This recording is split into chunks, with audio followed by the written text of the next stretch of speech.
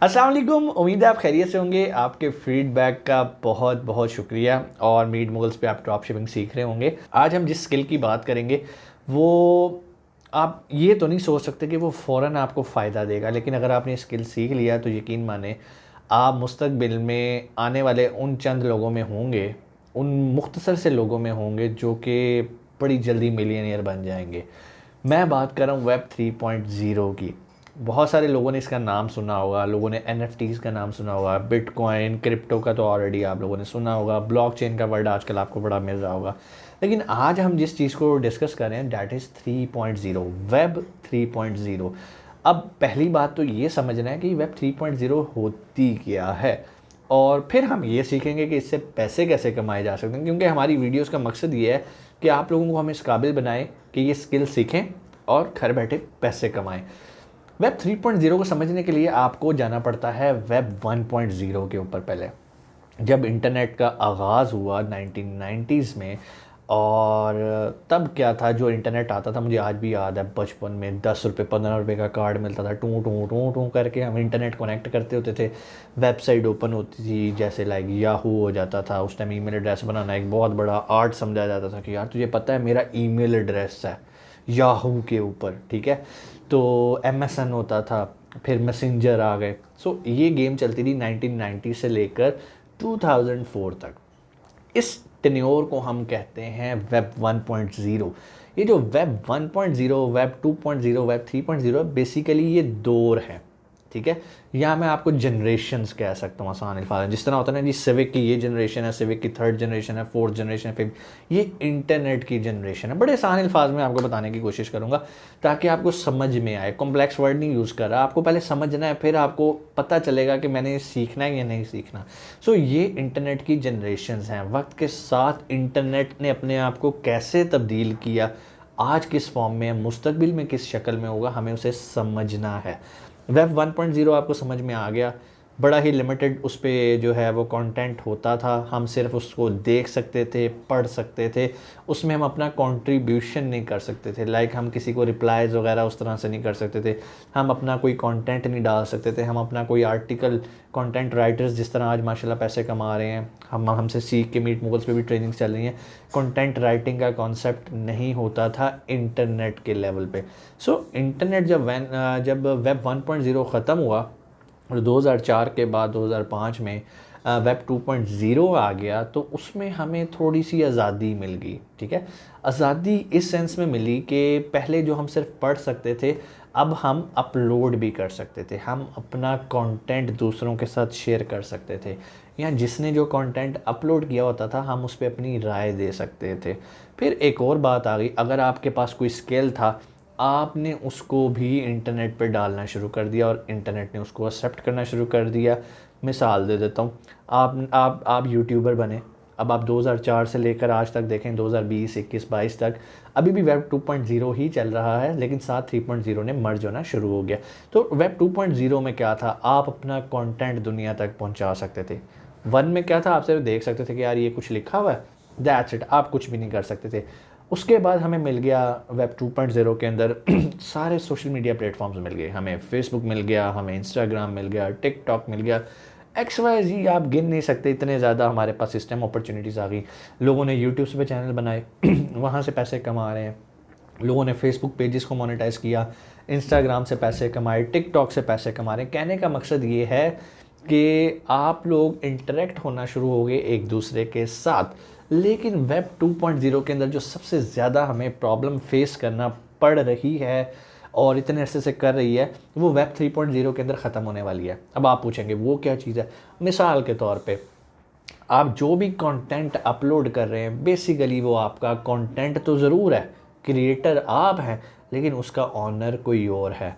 उसकी समझ लें चाबियां किसी और के पास हैं, वो जब चाहे आपके कंटेंट को लॉक कर दे, आप उसका कुछ नहीं बिगाड़ सकते। ये सबसे बड़ी प्रॉब्लम है।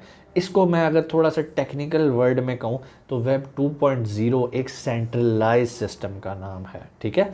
और जो वेब 3.0 है डैट इज डिसेंट्रलाइज। अब सेंट्रलाइज को थोड़ा सा समझ लेते हैं। अब आप कहेंगे कि सर ये सेंट्रलाइज का मतलब है कि जितना भी आपका कंटेंट है उसका जो मालिक बन रहा है वो एक ही कोई बंदा एक ही कोई ऑर्गेनाइजेशन बन रही है और उसी के पास इख्तियार है, इसलिए हम उसको सेंट्रलाइज्ड कह रहे हैं कि आपका सबका, पूरी दुनिया के लोगों का कंटेंट सेंट्रलाइज होके एक बंदे के हाथ में आ गया। जब उसका दिल करेगा वो उड़ा देगा। मिसाल के तौर पे यूट्यूब है, उसका आज दिल करे वो जिसका मर्जी चैनल पकड़ के डिलीट कर दे, आप लगे रहो। भाई यूट्यूब आपका नहीं है, ये बात याद रखें। आपको अपना कंटेंट पब्लिश करने के लिए लोगों का सहारा लेना पड़ रहा है, कंपनीज़ का सहारा लेना पड़ रहा है। फेसबुक भी एक कंपनी है, यूट्यूब भी एक कंपनी है, इसके अलावा इंस्टाग्राम। आपको उन प्लेटफॉर्म का सहारा लेना पड़ रहा है अपना कंटेंट डालने के लिए। अब जब आप उन प्लेटफॉर्म का सहारा ले रहे हैं तो भाई मालिक तो वो प्लेटफॉर्म है। आज आपका फेसबुक का अकाउंट डिलीट हो जाए, आप क्या कर लेंगे? कुछ भी नहीं कर सकते। आज आपका इंस्टाग्राम का अकाउंट डिलीट हो जाए, कुछ भी नहीं कर सकते। कंटेंट आप डाल रहे हो यूट्यूब पे, आप इतनी मेहनत करके सिखा रहे हो लोगों को, अगर आपका खुदा ना खास्ता अकाउंट डिलीट हो जाता है, आप क्या कर लोगे? फाइनल डिसीजन किसका है? सेंट्रलाइज अथॉरिटी का। और सेंट्रलाइज अथॉरिटी कौन है? यूट्यूब की मैनेजमेंट, फेसबुक की मैनेजमेंट। तो यहाँ पर आके बड़ी ही प्रॉब्लम आना शुरू हो गई। तो फिर इसका एक सोल्यूशन निकाला गया जिसको वेब 3.0 यानी कि नेक्स्ट जनरेशन ऑफ इंटरनेट है, इसको उन्होंने totally A to Z decentralise कर दिया। अब डिसेंट्रलाइज का मतलब है कि इसके पीछे जो एक सिस्टम है, ये वेब 3.0 जिस सिस्टम के ऊपर चलेगा वो है ब्लॉकचेन। यहाँ पर हमारे कंटेंट का जो ऑनर होगा वो कोई एक ऑनर नहीं होता, वो डिफरेंट कम्बिनेशन ऑफ कंप्यूटर्स हैं, वहाँ पर हमारा कंटेंट पड़ा हुआ है। ये एक थोड़ी सी टेक्निकल अब वर्ड्स के अंदर मैं आ रहा हूँ, लेकिन मैं इस वीडियो के अंदर आपको कुछ ज़्यादा टेक्निकल वर्ड्स सिखाऊंगा नहीं। कहने का आसान मकसद ये है कि फ्यूचर में आप जिस तरह www.facebook.com देखते हैं, आप फ्यूचर में ये .com नहीं देखेंगे। ये .com, .org ये सारी वेब 2.0 है, जबकि जो वेब 3.0 है उसकी डोमेन्स ही बिल्कुल डिफरेंट हैं। सो कहने का मकसद ये है, वेब 2.0 वेब 1.0 से जिन लोगों ने पैसे कमाए वो बड़े स्मार्ट थे। उन्होंने क्या किया था, जब ये भी आई था 2.0, उन्होंने पहले ही बहुत सारी डोमेन्स परचेज करके रख ली थी। और जिस तरह property, plot, flats, apartments buy sell होते हैं, इसी तरह डोमेन्स भी बाय और सेल होती हैं। वेब 2.0 में सबसे बड़ी टेंशन ये है कि आपको किसी की होस्टिंग लेनी पड़ती है, उस पर अपनी डोमेन को आपको अपलोड करना पड़ता है। डोमेन भी खरीदनी है, होस्टिंग भी खरीदनी है, और अपनी डोमेन की, अपनी वेबसाइट की उस होस्टिंग के ऊपर अपनी वेबसाइट को बनाना पड़ता है। वो होस्टिंग आज कहे भाई मैंने अपने सर्वर बंद कर दिए, तो आपकी वेबसाइट कहाँ जाएगी? आपकी वेबसाइट बंद हो जाएगी। वेब 3.0 की डोमेन्स के साथ ऐसा चक्कर ही कोई नहीं है, बिकॉज ये कोई सेंट्रलाइज्ड नहीं है, ये किसी एक सर्वर के ऊपर नहीं पड़ी हुई, ये मल्टीपल ऑफ कंप्यूटर्स के ऊपर पड़ी हुई है। इसकी बहुत सारी टेक्निकल टर्म्स हैं जिसमें हैश कोड्स होते हैं, उन हैश से कैलकुलेशंस बनती हैं। फिर जब एक ब्लॉक बन जाता है उसको सील किया जाता है और उसको सिस्टम के अंदर पैक कर दिया जाता है, इसको हम ब्लॉक चेन करते हैं। इसमें बहुत सारे डिफरेंट ब्लॉक्स बन बन के आपका डाटा स्टोर कर रहे होते हैं। सो इसमें कोई ऑनर नहीं है। और ख़ूबसूरती ये है कि ये हैक नहीं हो सकता, ये बहुत बड़ी कमाल की चीज़ है।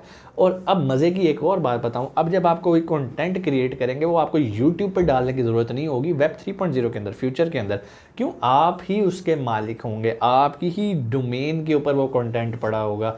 आप पैसे किसी से क्रिप्टो की फॉर्म में लेना चाहें तो आप अपनी डोमेन पे ही ले सकते हैं।